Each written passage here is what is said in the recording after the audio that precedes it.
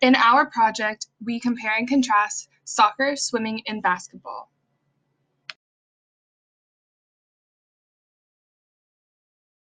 The first topic that's going to be covered is soccer.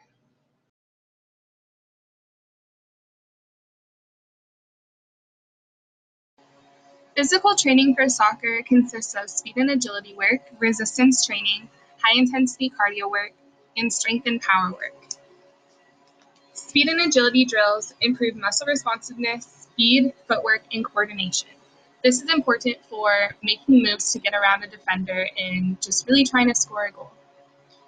Resistance training helps to improve muscle size, and this is important for soccer players because they need strong muscles in order to shoot the ball with some power behind it to get it past the keeper. High intensity cardio work is also important because these players can run up to 9 miles a game, which is pretty impressive. And then strength and power work is also another important aspect of physical training for soccer because, again, it's really important to have strong muscles so these players can run for 90 minutes and be able to continuously shoot the ball and pass the ball and just run around and make moves and just keep their bodies moving throughout the game.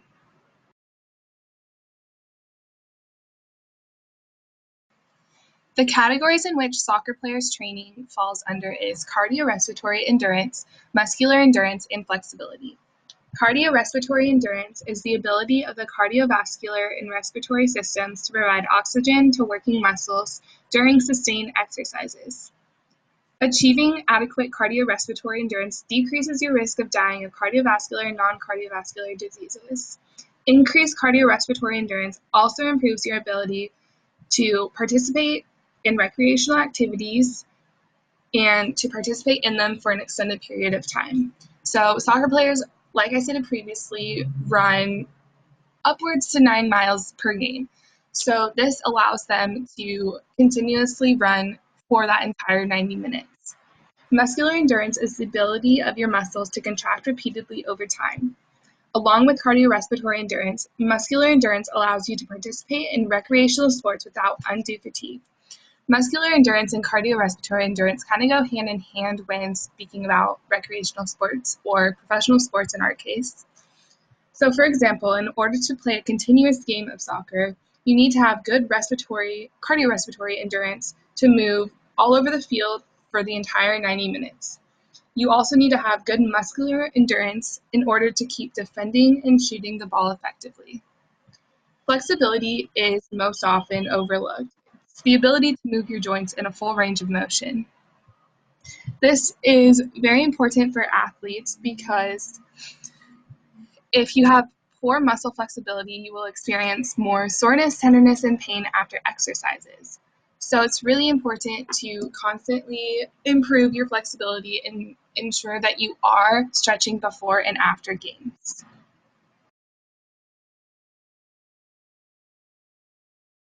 Some physical goals for soccer include increasing aerobic capacity so you can continuously run throughout the game, building muscle strength so you have that power behind your shots, and building endurance so you are very much so able to run the full 90 minutes.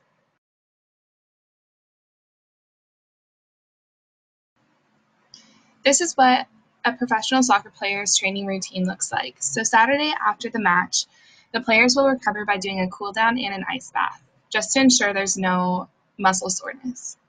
On Sunday, an active recovery session is in store using only 60% of their maximum heart rate. This might look like cycling for 15 to 20 minutes just to keep the body moving. On Monday, the players will do a light day focusing on recovery and some technical work. Sometimes they'll do a light soccer session, or it might be, like I said, technical work, but physiologically, the focus is still on making sure the players are fully recovered 48 hours after the game, which is when tiredness and delayed onset muscle soreness will set in. Tuesday is a high-intensity cardio work in the morning and then strength and power work in the afternoon. For the high intensity cardio work, they will do possession drills with no goals and just man to man marking. On Wednesday, they will do moderate or high intensity cardio work in the morning and then strength and plyometric work in the afternoon.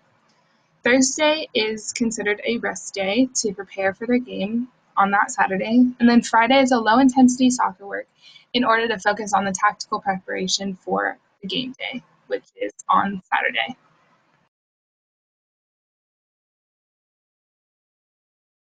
Some fitness testing these players partake in is the 20 and 40-yard sprint, which determines an athlete's explosiveness and running speed. The vertical jump test is a one-step variation of the vertical jump test to measure the explosive leg power, which is very important when the players are doing headers. They also do a 20-yard agility run, which is a simple measure of an athlete's ability to accelerate, decelerate, change direction, and to accelerate again.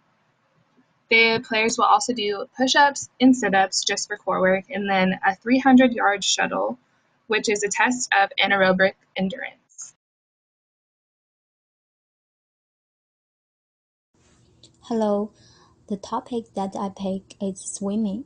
Swimming workouts are a great way to build muscle and burn calories, all without putting too much of a strain on your joints.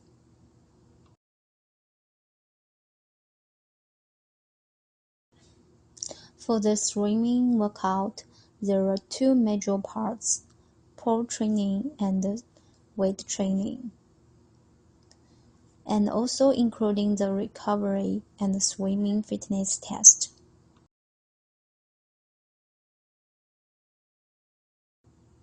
Swimmer does long swims every day. The physical goal is improve the endurance and keep low body fat percentage.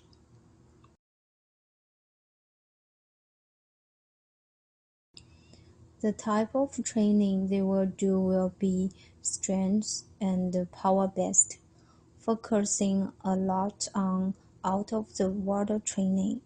So we can see, so they have a warm up and a main set, polling set, full speed sets, and end of practice.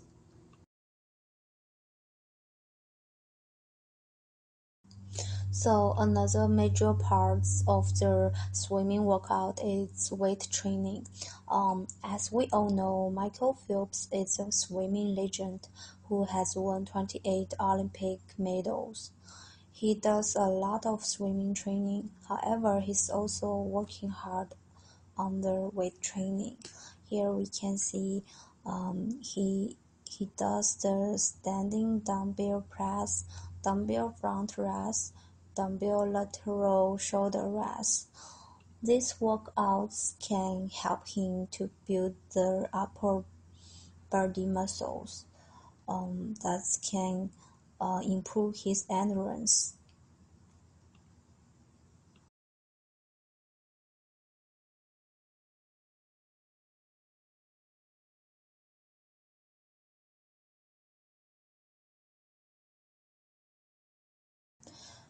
Swimmers receive massages on a regular basis. Massages help the muscles recover from strenuous workouts. Swimmers use ice baths too.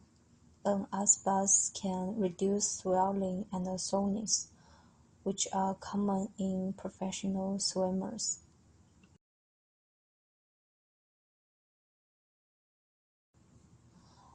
Swimming fitness test. The commonly used swimming fitness test is the water beep test. The purpose is to test the aerobic fitness of swimmers. The test allows the whole team to have their aerobic fitness effective assessed using minimal time and pore space. And also there's another test, it's called swimming step test. It is used to monitor training and improvements in aerobic conditioning.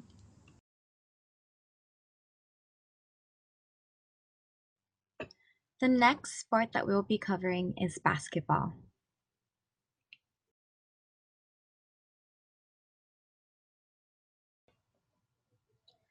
Basketball is considered a year-round sport only because of the fact that they have an off-season and an in-season. Different concentrations are focused on through each season of basketball. The biggest mistake that a player can make during off-season is to not improve their skills or work on their skills. Also, not focusing on their nutritional habits or working out too little or even too much. During the off season, their concentration should be about improving and developing their skills on the basketball court, increasing their strength, endurance, and learning the plays that they will need in season.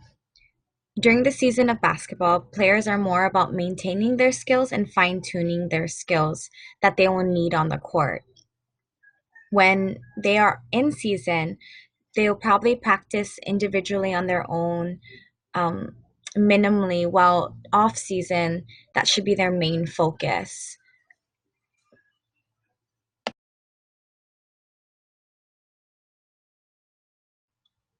This is Deron Williams, a former NBA player.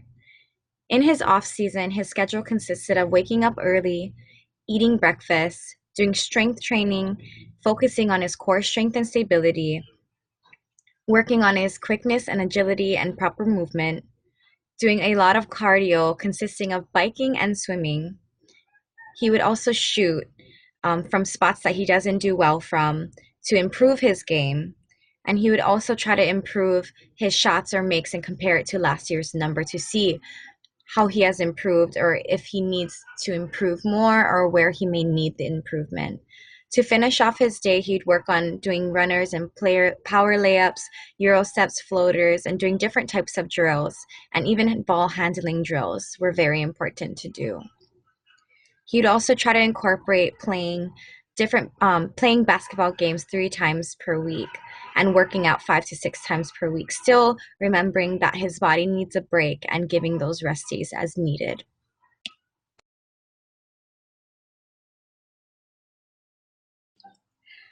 Basketball-specific drills are the best for basketball players to excel in their sport when it comes to conditioning and cardio.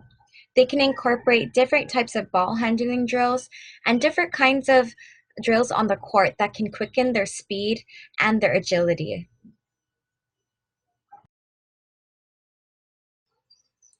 Even though basketball is considered an anaerobic sport, they train anaerobic and aerobic. They both include low to moderate in intensity workouts that include swimming, jogging, and walking in their routine, as well as anaerobic, which they of course include sprinting and weightlifting. As a basketball player, their concentration is on strength and tone rather than bulk and mass. This will help them to move hastily on the court, as well as to endure their time period on the court as they play the games. Constant conditioning is also very important as a basketball player. It really helps as an injury prevention. One of the biggest mistakes a basketball player can make is to forget to stay hydrated and not eat healthy. Staying hydrated is very important as a basketball player as they sweat a lot due to the physical activity involved with the sport. Because of this, they need to replenish what they lose with staying hydrated and drinking water. Eating healthy also helps their body to be in cooperation of the high intensity sport that basketball is.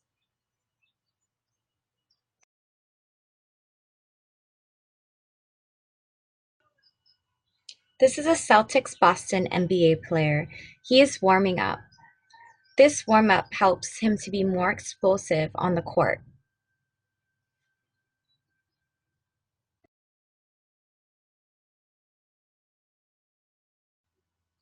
The physical training in basketball include basketball skill and technique drills, weight training, core strengthening, working on their flexibility, strength training, resistance training, and basketball-specific conditioning drills.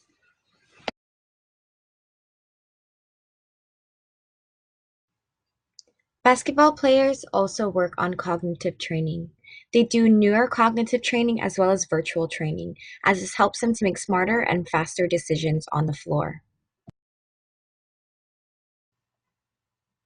The picture shown is a picture of Steph Curry. He is doing neurocognitive training.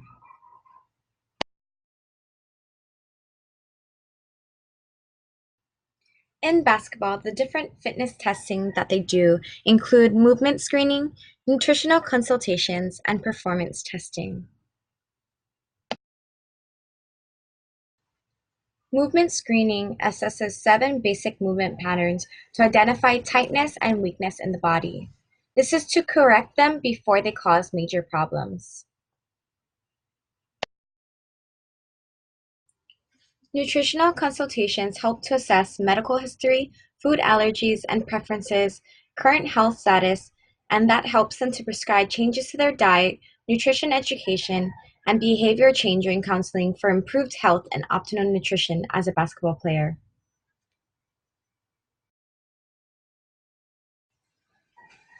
Performance testing is to gather a baseline data on fitness components such as speed, power, endurance, and strength. This will help determine the athlete's strengths and weaknesses relative to the demands of basketball and assist in identifying what training and activities are required to improve their game.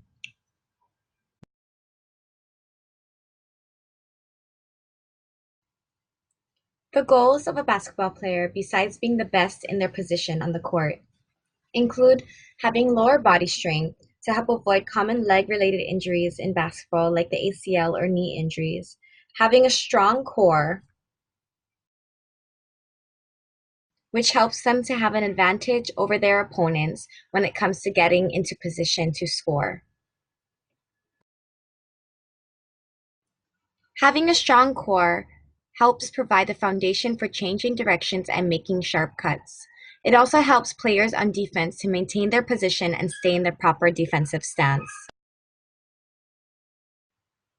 Another goal of a basketball player is to have muscle endurance, which will help them against fatigue.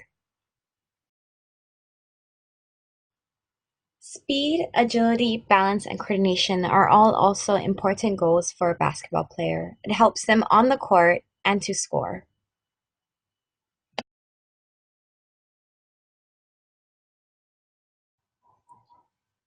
As a basketball player, recovery time is also very important to incorporate into their routines. Using sensory deprivation tanks, ice baths, or rest is super essential as a basketball player's health and function. The picture shown is of a sensory deprivation tank. Athletes like Steph Curry is someone that definitely incorporates this into their routine.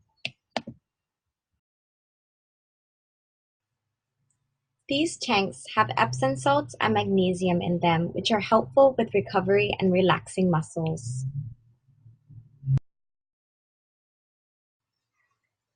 Steph Curry, with the interview with the Business Insider, said that he spends about an hour and a half in the pods, probably once every 2 weeks or so, as it helps him recharge and refresh and allows him to be himself and just think for an hour, which is obviously hard for him to come by in their fast-paced society and job.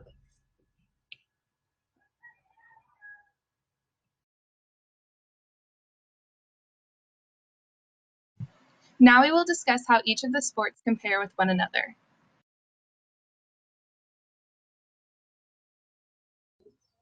Some similarities between basketball, swimming, and soccer included core concentration, the importance of speed, and strength and power trainings.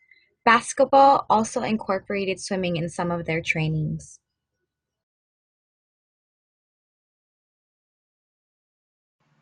Core muscles include the muscles around your hips, lower back, and abdomen, as you can see in the diagrams to the left.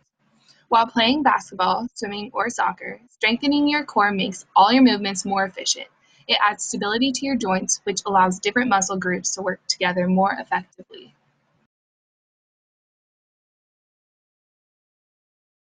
Some differences between basketball, swimming, and soccer are that each sport focuses on strengthening different muscles that are specific to the given sport. They also each have sport-specific trainings and different category activities, two of which are anaerobic and one is aerobic.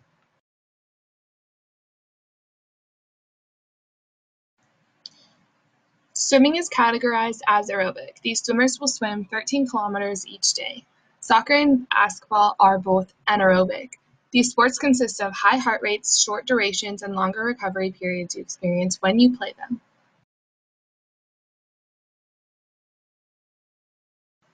Next, we will discuss the main muscle groups of each sport.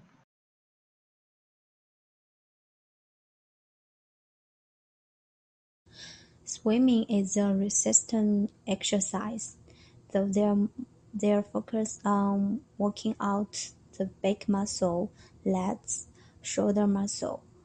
Building up strength in the upper body can help prepare a swimmer through the water, which is essential to increasing speed.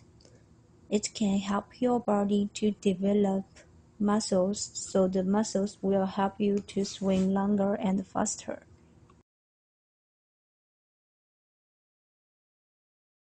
In soccer, arm muscles are used for shielding the ball. Core muscles aid as a primary support for the body and help improve balance and stamina.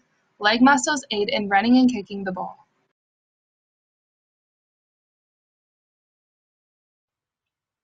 Basketball is an all-over fitness sport. When you play basketball, you really use every part of your body, but the concentrations of the muscles that are used include the muscles of your lower body, your upper body, and your core. For your lower body, these muscles that are used help with running, you doing jump shots, with your balance, stabilization, and squatting. For your upper body, the muscles that are used help with shooting, with defense and offense. And with your core, the muscles that are used help with all muscle groups to work together more efficiently, effectively, and maintains your stability. This concludes our project on soccer, swimming, and basketball. We hope that you learned something new because we know that we did during this project. Thank you for listening and watching our PowerPoint.